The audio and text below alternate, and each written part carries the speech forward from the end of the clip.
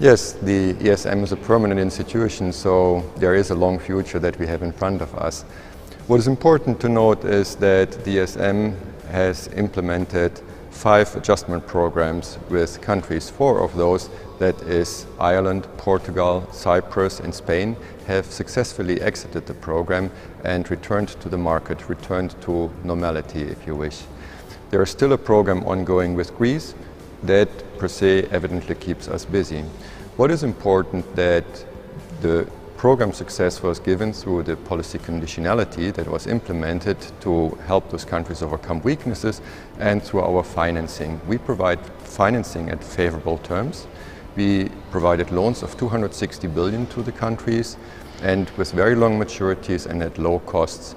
Now the task is with us to ensure that those loans are repaid and financially well managed. For that purpose, we also have a so-called early warning system where we monitor closely the countries. In addition to that, we have now become more active in cooperating with other institutions like others around the world. There are similar institutions in Latin America, the Near East and Asia.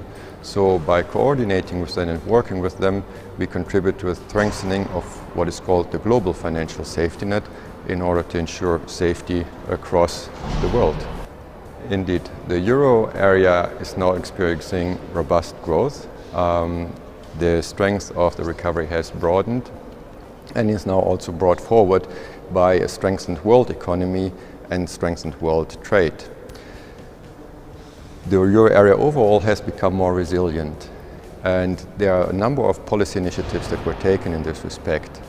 Importantly, countries have done a lot of structural reforms. Those countries that work with us in programs above all, but also others.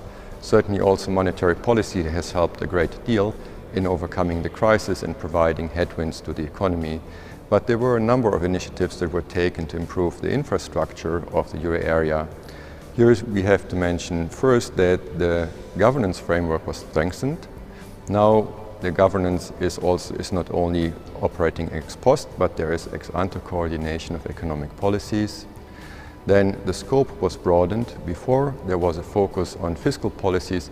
Now the governance framework also includes imbalances that emerge in other areas of the economy and more broadly in the macroeconomy. A quantum leap certainly was the creation of banking union. I mean, overall over the crisis, the banking sectors have been made safer. With banking union, now we create a system that leads to the emergence of a true euro area banking market. And there was a paradigm shift with the new framework for the resolution of banks that is made and designed to break this vicious cycle between the banks and the sovereign. And last but not least, obviously, there is the creation of the resolution mechanisms. So the EFSF and the ESM now is a permanent institution. I think that overall helps us to be more robust and be better able to weather future crises. Well, the euro area has taken a lot of initiatives already, and as I said, we are indeed in much better shape than before the crisis in weathering future difficulties. At this stage, I think there are 2 important points. One point is that the member states live up to the commitments they made under the European fiscal framework and make sure that they create the budgetary space that may be needed if at some stage a new crisis would emerge.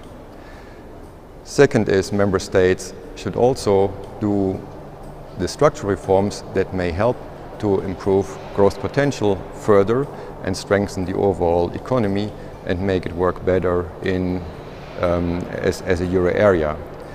On top of this, there are certainly certain steps that can be taken at the European level in order to create more resilience. I think the most important one is the full completion of the banking union.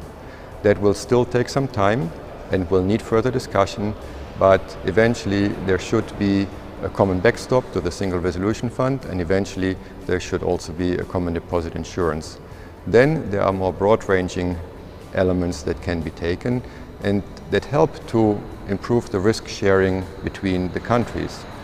That can be done in the financial market, and in this respect, capital market union and the functioning and the creation of a true euro area capital market, a homogeneous one, is an important element.